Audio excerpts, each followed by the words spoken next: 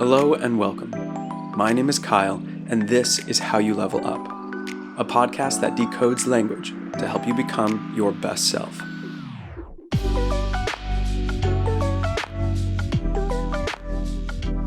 What is the Sapir-Whorf hypothesis? In the realm of linguistics and cognitive research, the Sapir-Whorf hypothesis is one debated hypothesis that continues to fascinate me.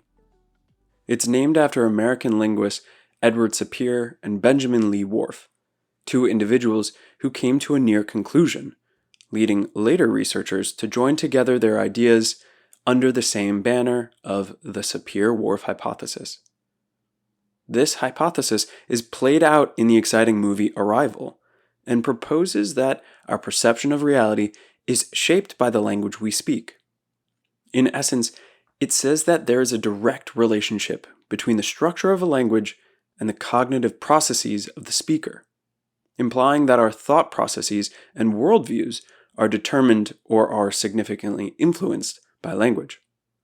This would mean that if you speak English, you think differently than someone who speaks Mandarin or someone who speaks Swahili.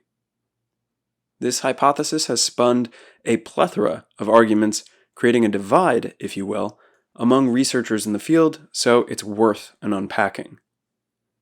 The hypothesis comes in two flavors: a strong version, often called linguistic determinism, and a weaker version, known as linguistic relativity. Linguistic determinism, this is the strong version, more often associated with Whorf, and it argues that language determines thoughts. In other words, our cognition is limited to what our language can express. Concepts that don't exist in a given language are subsequently impossible to understand or even think about, as the thinker's language does not provide a frame with which to contemplate. A famous example to illustrate this is Whorf's study of the Hopi Native American language, where he suggests that its lack of conventional time-tense structures affects the Hopi's perception of time. Thus, they perceive time not as a linear progression, rather they see time as cyclical and continuous in flow. The weaker version of the hypothesis, linguistic relativity, is linked to Sapir, and argues that language influences and does not strictly dictate our thought processes. It allows for more flexibility, suggesting that while language might guide our perception of reality, it doesn't confine our thought processes. The weak hypothesis accommodates the idea that language is among several factors influencing cognition. Evidence supporting this version is seen in various color perception studies. For instance, individuals with languages that have more words for different colors are able to distinguish those colors more quickly than individuals with fewer words for different colors. This doesn't prevent speakers of a particular language from recognizing the other colors, they simply recognize them a little slower. Another frequently cited study is by linguist Lara Boroditsky, who found that speakers of Gugu Yimithir, a language that uses cardinal directions, meaning north, south, east, and west, to express locations and directions, consistently maintain an accurate sense of orientation, even when in a new place. This directional awareness is nurtured through the language because it's a necessity to always know where one's directional bearings are headed, and so that any speaker of this language can always reorient themselves, even if spun around with a blindfold on.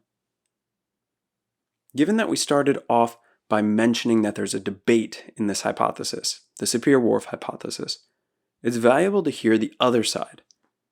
Critics of the hypothesis argue that it's too simplistic and deterministic. Dissenters say that while language may influence thought to a degree, other factors like culture, experience, and cognitive capacity play a much more significant role in shaping our perceptions. A leading argument against the strong version of the hypothesis, linguistic determinism, comes from the field of language acquisition.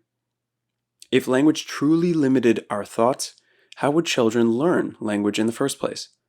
As their thoughts and concepts would theoretically exceed their vocabulary.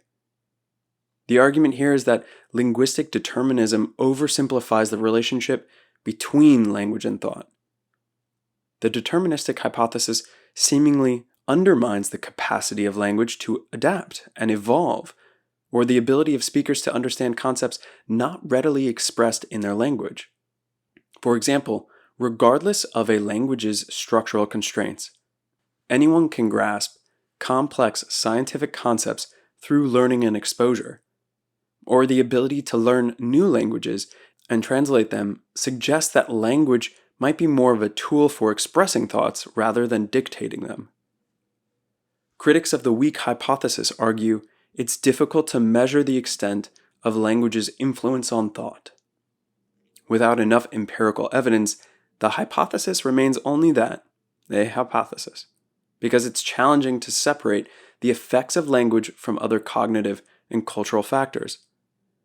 Others say that the hypothesis is too vague and can be interpreted in multiple ways, making it less scientifically robust. Regardless of which hypothesis you view, the deterministic or relative linguistic hypothesis, the arguments continue, with both sides saying that they're right and that the discussion is settled. Supporters say that language influences cognition. Naysayers say that language is only one aspect of life that influences thought, and that to understand cognition is to understand the multifaceted and dynamic relationships beyond language. Well now, having looked at both sides of this argument, I'd like to present a theory of my own, one that is based on a grounded theory methodology. In the near future, I'm going to take previous episodes we've discussed, like worldviews, conflict, culture, psychology, marketing, sales, religion, emotions, and so on, and begin to unpack what I'm referring to as the mild recursive hypothesis. It is a language looping. I hope you'll continue to join in so that we can decode and deeply understand more about the fundamental aspects of thought, language, and life, all in an effort to become our very best selves. Thank you for listening to How You Level Up. If you're enjoying the show, subscribe and give a 5-star rating. There are new episodes each month asking questions about timeless communication lessons. Language is a medium for sharing, and the knowledge unpacked here can be applied to anyone, anywhere, facing any challenge. If there's a question or topic you'd like me to dive into next, send a note to any of my connected social media accounts. This is all about how you level up.